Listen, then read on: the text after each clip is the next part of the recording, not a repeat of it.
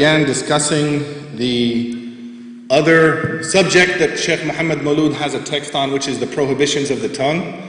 And I talked about the importance of our preserving our tongue and making sure that we're only speaking things that are proper, things that are acceptable. And I mentioned the ahadith about the Prophet ﷺ speaking about the harms of the tongue and how quickly the tongue can get us into harm, and that we're coming up to Ramadan. Ramadan is a great time to work on ourselves and to work on our habits, our bad habits. If there's things that we're saying that we should not be saying, or if there's things that we're not saying that we should be saying, and I'll give you an example. We should be doing more Quran. We should be doing more dhikr. We should be saying nicer things to people. We should be saying things that have deeper meanings and reflections rather than frivolous lahu. In the Quran you'll see this in a number of ayahs that Allah subhanahu wa ta'ala speaks in a criticizing way of lahu, of things that are just of no benefit and just jest and play. So we should be conscious. That's not to say that we shouldn't laugh and we shouldn't joke. We look at the Prophet ﷺ, he joked.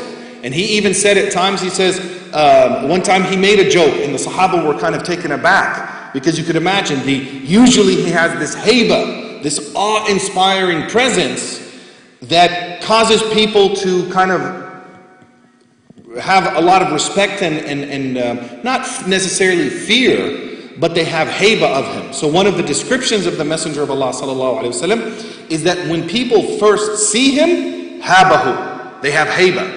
So imagine that feeling that you have when you get, the feeling you get when the officer comes over, pulls you over, or when you're at the airport, even if you haven't done anything wrong, right? We haven't done anything wrong. We get to the airport, customs and immigration, that feeling that human being, that if you saw him as your neighbor. One time I actually had neighbors that were police officers, and it was just like, they're not in their uniforms, they're not pulling me over, but if I saw that same exact person pulling me over or at the airport, it's going to be a different interaction. So that reaction that we have to people in those positions, it's called in Arabic haiba. So the people, when they would see the Messenger of Allah ﷺ, at first interaction, they would have that haiba of him. But once they got to know him, they would they would let their guard drop down. They would see that there's nothing to fear about being around him, and they would love him, and they would be close to him, and he would engender them. There was a lot of things that he would do sallallahu alaihi wasallam to have that happen. One of the things that he would do is make jokes. So one time he made a joke, and the Prophet and the Sahaba said, inshallah, I don't think it's coronavirus. There's no shortness of breath or flu, so what's that? Maybe it's just water, yeah. He made a joke, and the Sahaba, they said, oh wow, you joke? And he says, yes, I do joke, وَلَا أَقُولُ إِلَّا حَقًّا, but I only speak the truth. Sometimes when people start telling jokes, it might, to keep the joke going, they might start lying or embellishing or making stuff up, and you might have to stop them and say, wait a minute, are you serious? Well, no, I was just kidding. And what I after studying this text, Maharim al-Lisan, and studying that description of the Prophet ﷺ, that he would joke, but he would only say the truth. So now if somebody tells me a joke and they're lying, but I don't catch it at first, I'm like, are you serious? He's like, no, I'm just kidding. I might tell him jokingly, you mean just lying, right? Because it's a lie. They're just doing it in the form of a joke. So we should be conscious of our tongue and what we're saying, and think about what it is, what are those things that we're saying. But one of the other things, before I get even into the list of the various prohibitions, and I mentioned a surah last week, which is Surah Al-Hujurat, that lists out a number of the things that we should avoid. Mockery, making fun of people, lying, backbiting. Jazakallah. Thank you. And also namima, carrying tales between people. And maybe next week I'll actually go through the prohibitions of the tongue that are mentioned in Surah Al-Hujurat. But before we actually even go into the list of the prohibitions, one of the things that we have to realize is, how do we change? How do we change once we realize that something is wrong? And that's one of the benefits of Ramadan. Ramadan has a lot of benefits, but one of the benefits, if we look at the ayah in the Quran, Allah says, "Kutiba alaykum as-siyam." Fasting has been made an obligation upon you. And subhanAllah, even if you look at the form of the Arabic, it's a very gentle way of Allah telling us that it's a fard. So He didn't come out and say, as-sawmu, katabna as-sawma alaykum. We have written, and you'll see other aspects in the Quran where Allah will say, that we have written or we have ordained, if it's a very serious matter. But in Sawm, when Allah tells us, the Ummah of Muhammad sallallahu alaihi wasallam, that it's a obligation upon us, He says, Kutiba alaykum. Kutiba is is basically the form of the Arabic where you do not mention the doer. So like in Arabic, a simple sentence is Daraba Zaydun Amran. Zayd hit Amr. And I'll tell you a joke about this initial sentence. But it's one of the first sentences that you learn when you start studying Arabic grammar formal. There's a verb, there's an object, and there's a subject. Daraba is the verb. Zaydun, he's the doer, he's the fa'il.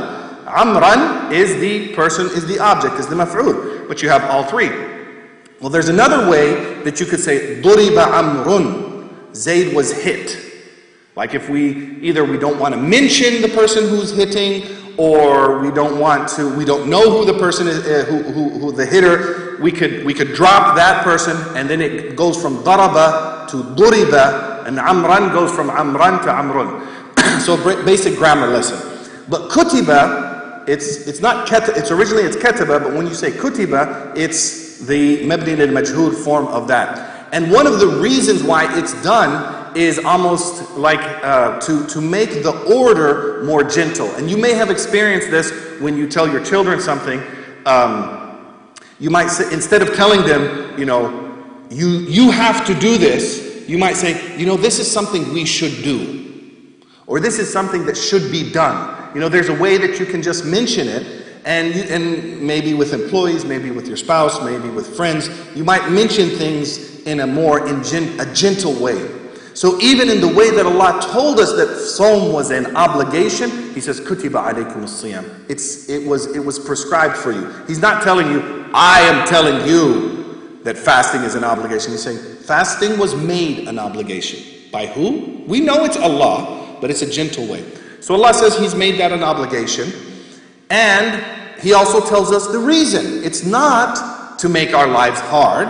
What's the reason that Allah mentions in the ayah?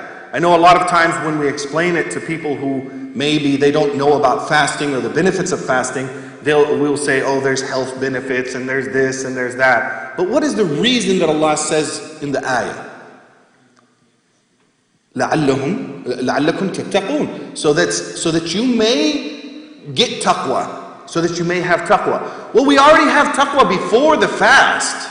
We're Muslims. If you're Muslim, you say the shahada, you have la ilaha illallah Muhammad Rasulullah, you have that basic foundational taqwa. The mere fact that you're fasting, the fact that you accept the fast is a form of taqwa. But there's another form of taqwa that's attained through the fasting. And what that is that once we're in that state of fasting, our senses are heightened, physically and spiritually.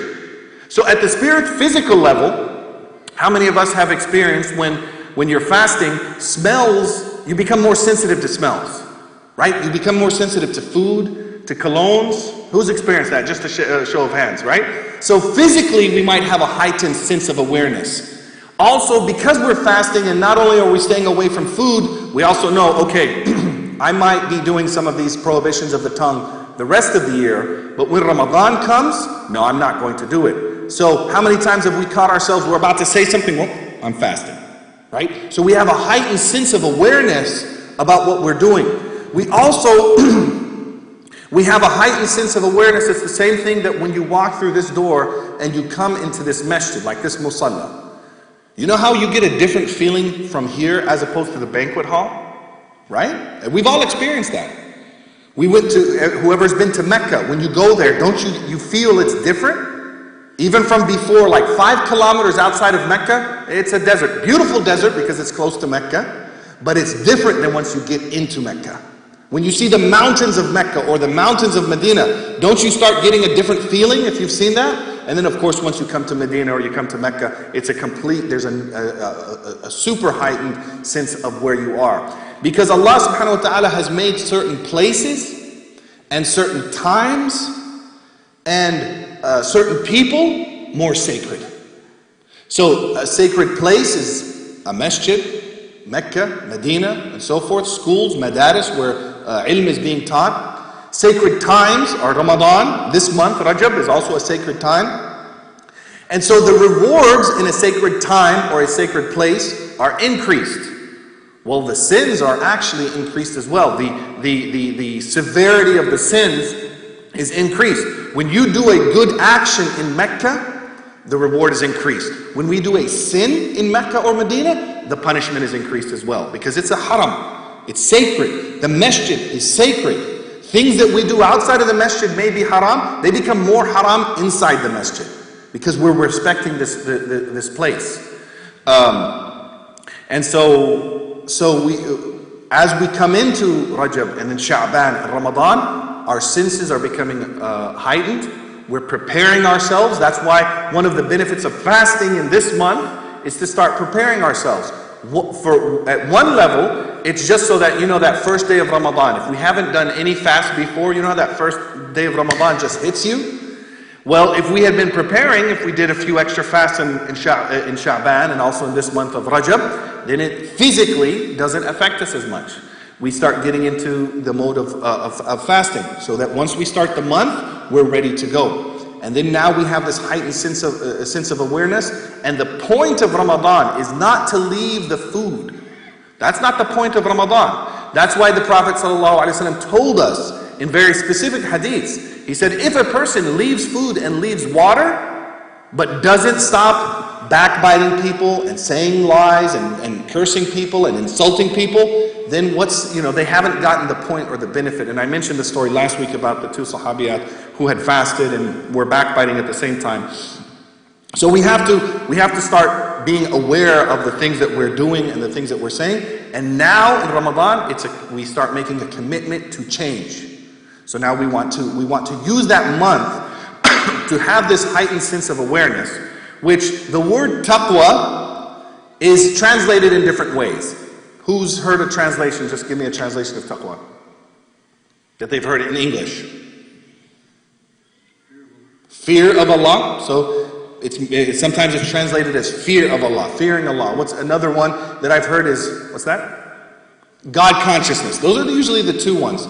Well, taqwa is more of a concept rather than a single word, so it's hard to translate it. That's why you get different translations. It encompasses that meaning of fear of the consciousness. The reason why I like the translation of consciousness is because that's what taqwa is. You become more conscious of your surroundings. You're more aware of your surroundings. My father, Allah yarhamu, may Allah have mercy on his soul, when he was teaching me, he said there was an early saying of taqwa, that it's like a person when they're walking in a field and there's thorns all around, and they kind of like, if they have a thobe or pants, if you've been hiking and there's a lot of thorns, you might roll up your pants, you might pull in yourself if you're walking down a trail, so that you don't get pricked by those thorns or that tree. So that's what taqwa is. You're bringing yourself in and you're more aware of your surroundings. And that's the point that I want to focus on for the next 20 minutes or so, is how do we get that? How do we get that awareness of our surroundings? The fasting is a tool. Quran and dhikr is a tool. But we need to start going from a state of ghafla, which is being unaware, to a state of ma'rifah, and a state of awareness. You'll see this concept mentioned in the Quran about the ghafilin, the people who are heedless. So that heedlessness, that not being aware, that is, according to many of the scholars, the root cause of all sins. The root cause of all sins is being unaware, ghafla. It could be the person is not aware of the ruling. They have jahl, they have ignorance. that this thing is haram. So we're engaged in something, we're doing something, it's a habit, we're not even thinking twice about it, and then we learn, oh, that is haram. I think most people can relate to that at one point in their life, one point or another, we were doing something that we didn't even think about, then we learn it's haram, and oh my goodness, okay, now that person has to implement taqwa. They should have implemented it before, but how was that person in a habit of committing the sin? Because they didn't even know it was a sin. Jahl.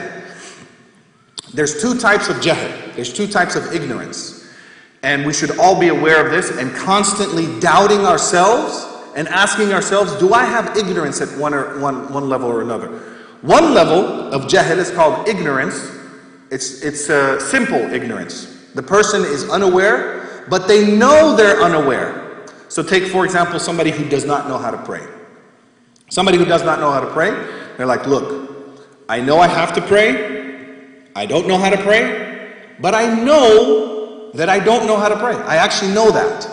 As opposed to somebody else who's praying and think their prayer is correct, but it's actually incorrect.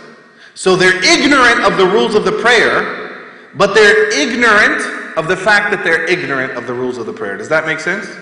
So it's ignorance of our ignorance. And that's one of the most dangerous states to be in, وَالْعِيَاذُ بِاللَّهِ, where we're ignorant of the fact that we're ignorant. We just don't know that we don't know. So one of the things that Shaykh Muhammad Maulud mentions in this poem at the end, after listing out all of these prohibitions of the tongue, he mentions a very interesting one. He says, it's prohibited to criticize a wealthy person for not spending their wealth. So say somebody has some money, and we might look at them or think about them, we're like, why doesn't that person spend their wealth? And then we start talking about them. So Shaykh Muhammad Maulud mentions, he says, this person has done two sins. One, he has backbitten this person. Because ultimately, if a person is wealthy, do they have to give charity? Yes or no? Okay, yes. What do they have to give? To the zakat, right? They have to give the zakat. Beyond that, what do they have to give in charity? Nothing, right? Nothing. There's nothing that they have to give. It's like the Bedouin man who came to the Prophet ﷺ. He said, how many times do I have to pray? 5. No more? Okay, that's all I'm going to do. How much zakat? This is what you have to give. Nothing more? No. How much hajj? Once in your life. Nothing more? Nothing more. Saum? Just Ramadan? All right, that's all I'm going to do. And he took off. And the Prophet ﷺ said, this is a man of paradise. And it's a good reminder to us, because sometimes we might feel guilty that we're not doing all of these extra things, but as long as we have the bare minimum, the basics, we're good. So if a person is doing that, or we don't know, but we can assume safely, most people are, who are conscious, who are at the masjid, who have wealth, they're given their zakat. Now if they have some extra things, but then we start criticizing them, we start talking, why doesn't that person give to the masjid? Why don't they give to the orphanages? Why don't they give to this? And we start talking about that, we're doing ghiba of that person. And he says, for this person, he has sinned in two ways. One, he or she is doing ghiba of that person, and they don't realize that they're doing ghiba. And so they have, وَأَنَّهُ لَا يَدْرِي أَنَّهُ لَا يَدْرِي, Shaykh Muhammad Maulud says. He doesn't know the ruling and what he should be doing, and he doesn't know that he doesn't know. How many times have we been in a conversation and somebody starts doing ghiba, for example. We're talking about the prohibitions of the tongue. They start doing ghiba, and then you point it out. You say, brother, I don't think we should be talking about him. And he's like, whoa, this is ghiba? How many of us have had that, where you've pointed that out to somebody and they're like, what? This is, are you serious? This is ghiba? They don't even realize it. We don't even realize it. And a hadith I mentioned last week where a person will say something and that will drive him or her into the depths of hellfire, the distance of 500 years. What does the hadith say? They will say something and what? Not even give it a second thought. Didn't even realize it. A person said something and didn't even realize it. How many times have we been in a conversation with somebody, and somebody has said something to us that was so insulting and so hurtful, but if we ever went back to that person, the person's like, what? I didn't even realize I hurt you. So that's a state of ghafla, where we don't know that we don't know. And that's a deep state. Whereas if a person says, okay, I know I'm probably doing a lot of haram things in my speech. I know that. I just don't know where it is. It's like a person who has an account, and he goes to the accountant and he's like, look, I know there's problems here. I just don't know where they are. As opposed to somebody's like, man, I think my accounting is fine. So he's ignorant of the fact that there's problems in the account, and he's ignorant of the fact that he's ignorant. So that's called the jahl murakkab, and those are two ways that we can be in ghafla. How do we, and then I'll mention a third one. The third one, which is actually one of the most dangerous ones, is where, and I talked about this in the last couple of halaqas, where there's something that is prohibited, that we should be doing, that we should be leaving, or an obligation that we should be doing. And one person might say, you know what, that's haram, I know it's haram, I should be leaving it, I'm just struggling. Another person might say, the person says, oh, that's not haram, it's not haram at all. And now they start with the ta'weed. You'll catch a lot of times, like kids will do this, right? You'll catch them on something they're doing wrong. You're like, hey, why'd you do this or that? No, I'm not doing, or I'll give you an example, that it's kind of a funny example, but some people are tribulated by this. They'll have inappropriate interactions with the opposite gender. And somebody might point out to them, say, brother or sister, you shouldn't be interacting with that person that way. Oh, no, this is for da'wah. I'm doing this for da'wah. Okay, so now we're taking something that's actually very good, right? If you say da'wah, that's a very good thing, right? And inappropriate interactions with other people, well, that's borders on, depending on the level of the interaction, could be haram. But now you're taking something, a good concept, and covering up this evil concept. Or the example we mentioned, it could go the opposite way. You could take something good and cover it up with an evil concept. So in this society, sometimes people they describe the hijab as being oppressive towards women. Well, I think universally, most people will say, yeah, oppression towards women, we shouldn't be doing it. That's a bad thing. The hijab, and now they'll take this term and put it on to that thing over there. Or like I mentioned in the situation of in wars, people will take something that's indiscriminate killing, murder of people. Those are all bad terms, but they'll say, oh, this is collateral damage.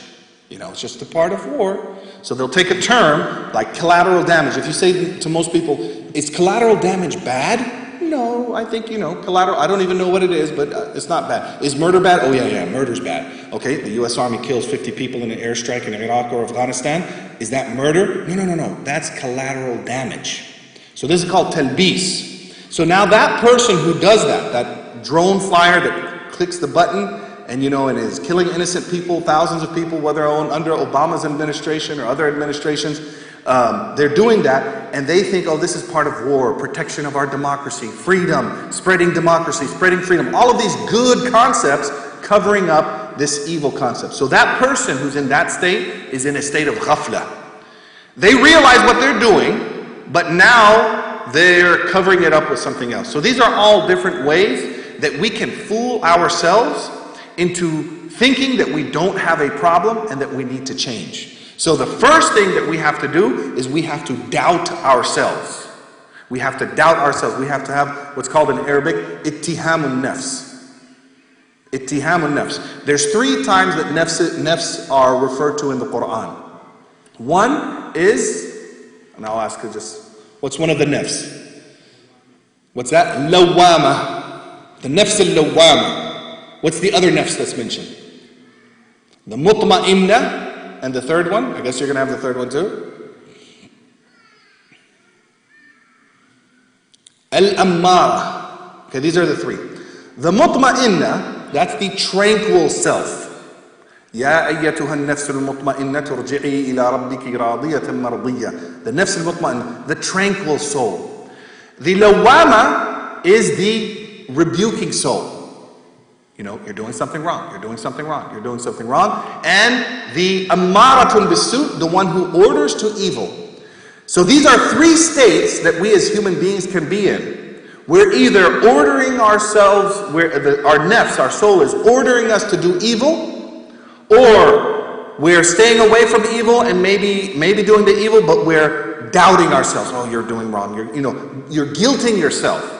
The mutma'inna is the tranquil soul. That is the soul. So these are 3 stages of the soul. 1, the person's in a state of haram, doesn't care. That's the ghafla. The other state is where the person is doing haram sometimes, leaving haram other times, but even those haram that they're doing, they're criticizing themselves.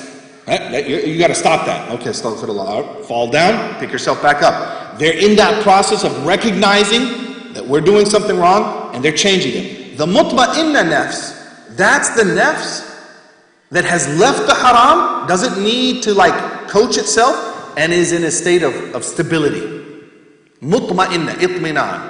It's like when we go into the prayer, from one position to another. One of the things the scholars say is before you move from one position to another, you should gain itminan, tranquility. So you go Allahu Akbar, you go into ruku', stay there for a few moments. It's not the basketball prayer, right? Right? Back and just bouncing back and forth. Or like in Mauritania, they call it the prayer of the lizards. Has anybody ever seen the lizards in the deserts? They'll go up and down. I just recently learned they do that to cool themselves. But they'll go up and down very quick. Or they say they call it the prayer of the chickens, just pecking at the ground. So one of the things that we should be gaining in the prayer is itminan. And it gives yourself a chance to, actually think about the dhikr. Not do it like, subhanallah, subhanallah, subhanallah, go through it. Some of the scholars have even mentioned that our du'as in the prayer and even the tasbih, we should change them up. So if we just stick to Subhana Rabbiyal A'la and Subhana Rabbiyal Azim in the ruku' and the prayer, that's all we do and we just do it 3 times, the problem becomes that it becomes mechanical. And when it becomes mechanical, then we're just doing it, and we could even do it without even thinking. And this is part of the human brain, part of how many times have we been driving and then we get lost in thought. We're still following the rules of the road and we drive for 5 or 10 minutes and then we're like, wow, what have you've been able to drive and do everything, you're following everything, but you're in ghafla of your driving because you're in this deep contemplation. That's an okay as long as, we're being safe. But we can actually get into this state where we're just going through the motions and it's like we're sleepwalking. So, how did I go down that? I opened up too many windows. Got to start minimizing. We're talking about, the itminan. So if we change up the dhikr that we do in the prayer, because there's a lot, how many times in the Quran do we see Subhanalladhi, Subhanalladhi asra bi'abdihi layla? Other ones, Subuhun Qudusun Rabbul Malaikati wal Ruh. There's so many different ways of saying tasbih. So if you just change them up, yes, those are the sunnah. He says, put them in. The Prophet ﷺ, when in Surah Al-A'la, فَسَبِّحْ بِاسْمِ رَبِّكَ الْعَظِيمِ. It says at the end of the surah, right? The Prophet ﷺ said, put that in the ruku'. And then and there's another ayah that mentions the tasbih of, I think it's in surah, but anyway, that's the tasbih of Subhana Rabbiyal A'la. He said, put that in the sajda. When he told us, put this dhikr in the ruku' and this dhikr in the sajda, he didn't tell us, don't put anything else. But sometimes we just like to fall back on what's easy and quick and we move through it. So if we switch them up, Ramadan's a good time. Just try that for one prayer. Say, okay, I'm gonna say Subuhun Qudusun Rabbul Malaikati wal Ruh in the ruku' and in the sajda. And just try it. Try putting it, or Subhana Rabbika Rabbil Izzati Amma Yasifun. Any other type of Subhan that you see in the Quran, try that in the ruku', try that in the sajda, in addition to your other tasbih, and see if you get more consciousness. Because now you're going out of mechanical mode to now you have to be in conscious mode, and see if you can get more consciousness. So we're getting itminan in that. Now, some people think that these 3 stages of the nafs are sequential and complete, meaning a person is either in group 1, 2, or 3. We're either in al-lawama, amara, the nafs that orders to evil, or we're in the state of we're doing some evil, some good, but we're minding ourselves that we shouldn't be doing the evil, or we're in the 3rd state of itminan, tranquility. The scholars who have reflected on this and wrote about this, one of the things that they said these 3 things can be happening to each one of us multiple times during the day and in various areas. This is really important for us to think about. Various areas. So think about the elements of your life that you have itminan about the ruling of Allah. In other words, there's things in your life, in our lives, that we do that Allah has commanded us, and it's not a big deal. I'll take the example of prayer, the imad of the deen, the backbone of the prayer. There's some people, they leave the prayer. And so the nafs and the shaitan is saying, don't pray, don't pray, don't pray, don't pray. So that's the nafs al-ammara. The nafs al-lawama, the rebuking soul, prays sometimes, leaves sometimes, but it's still telling, or maybe doesn't even pray, but it's, I need to pray, I need to pray, I need to pray. This other one over here is like, I don't need to pray. No, I don't pray, but I need to pray. The other one is, I'm praying. And even if I'm on an airplane, I'll make a way. I'm in an airport, sure. I'm on a train, I'm on a bus, I'll stop, I'll pull over, I'm on the way here to MCC. Maghrib came in and I've said, okay, we're going to lose it. Pulled over into a well-lit parking lot. I prayed. I didn't pray as a jama'ah because it is at night, so I prayed and then I let my daughter pray while I'm watching. You know, you have to take into consideration some things, but it's not a big deal. Somebody else might, don't even pray.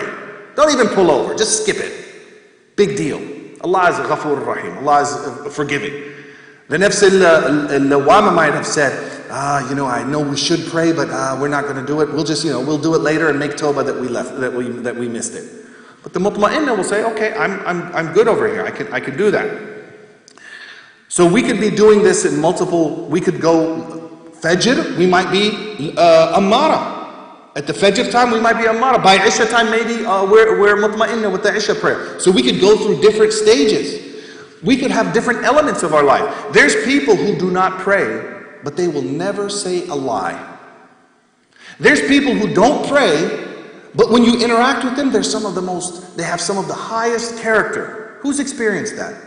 Who's ever, show of hands, somebody who does not pray, but you interact with them. So what that means, when it comes to lying or interacting inappropriately with people, insulting them and so forth, that person their nafs on that element is mutma'inna, is tranquil. It's a part of them. It's stabilized. But when it comes to prayer, they're ammara or lawama. Same thing for us. There might be somebody that's really good on sadaqah. They give sadaqah, they give charity. They're at those functions, they're always collecting. I've seen this too. But when it comes time for prayer, who's ever been at a fundraising dinner and like prayer goes in and out and you see all these people who are giving the money and you're like, what about Maghrib? Who's seen that, by the way? Just a show of hands. Okay, we've seen that. So when Allah says spend, they're like, yeah, let's spend. Brother, sister, don't we have to pray? Yeah, we have to pray. Astaghfirullah, but we need to spend. So they're mutma'inna on the spending. So now we have to ask ourselves, and that's the thing, we want to recognize some of these things outside, but we want to also be self-critical. And that's the nafs al-lawwam. It's critical of itself, not of other people. We can recognize things in other people, but we have to be self-critical. So now I'm just going to wrap it up, maybe take a few questions, but as we prepare for Ramadan, we have to say, okay, there's these three states, these three buckets. Which of my actions are in each of these? And how can I start now working on changing them? But to even realize that, you have to be out of a state of ghafla, heedlessness. If a person is heedless, they're not even going to realize where they are. They don't realize that what they're doing is wrong. And that heedlessness is either caused by the ignorance and the ignorance of the fact that they're ignorant. And then thirdly, the ta'weel or the talbis, wrapping up truth with falsehood. So with that, we'll end. I know some of you have to go pick up the boys at the gym. So we'll end, and maybe we'll have time for one question. If you have to leave, please, go. Okay. Subhanakallahumma wa bihamdika nashhadu an la ilaha illa anta nastaghfiruka wa natubu ilayk.